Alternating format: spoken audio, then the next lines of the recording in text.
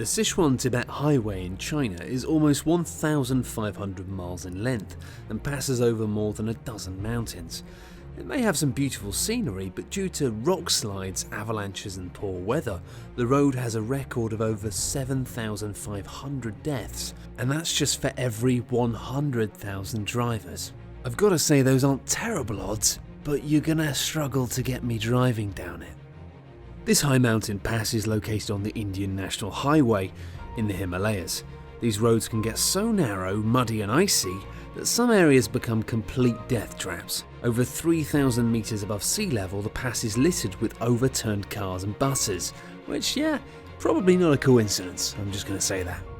Not only is Australia's Canning Stock Route 1,150 miles long, but it's also one of the world's remotest roads. Not a great recipe for success already.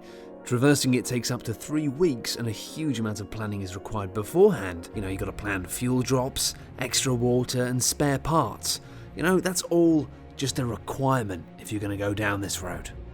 This 15-mile long road is on one long climb, or descent, for any drivers brave enough to try and use it. The huge number of potholes and lots of loose gravel means that vehicles have very little grip when traversing the route. It also has sections flanked with sheer drops with no barriers, made all the worse at night due to a complete lack of lighting.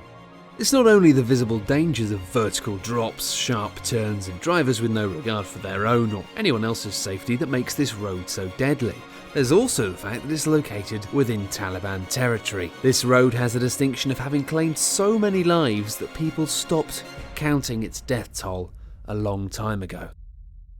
Chile's Ruta 5 National Highway runs right through the Atacama Desert, one of the driest in the world.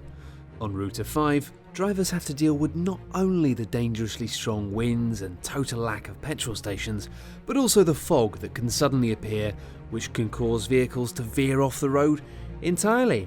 Sounds like something out of a horror movie. I'm going to avoid it.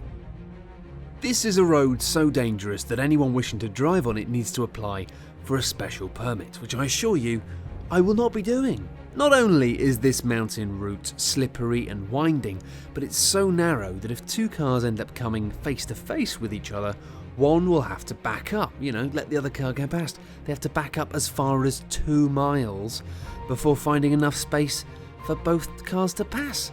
That's not good.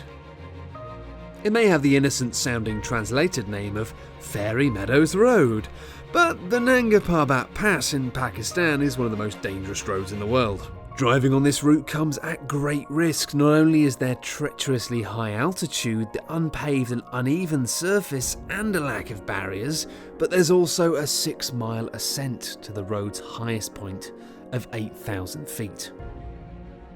The second longest road in Brazil is so dangerous that it's better known as the Rodovia de Morte, or Highway of Death. No. Highway of Death? No. I'll stick with the ferry. Oh no, the ferry road was bad as well. God, this is tricky.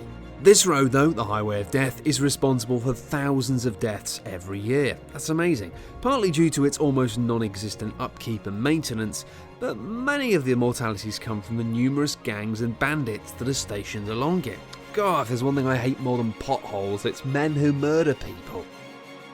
Also known as El Camino de la Muerta, the north youngest road in Bolivia has gained the dubious title of Death Road. Simple. That's what it says on the tin. Built by prisoners in the 1930s, the 40-mile road stretches from the Bolivian capital of La Paz to the town of Curitiba. It's known as the most dangerous road in the world, mainly because of the 300 drivers who annually plunge 2,300 feet to their death on it every single year. There's also rock avalanches, fog, heavy rain, stony surfaces, and passing trucks, just in case that, initial wave of danger isn't quite enough for you. Any tourists wishing to traverse the road are strongly advised to only do so with the aid of a guide. And this is especially because Bolivians drive on the right-hand side of the road, but really, in order to keep an eye out on the cliffs and see what's coming, you're going to want to be on the left side of the road. Yeah, good luck working that one out. Thanks everyone for watching, hope you enjoyed the video. For more top 10 lists, be sure to subscribe by clicking on the button that you can see now.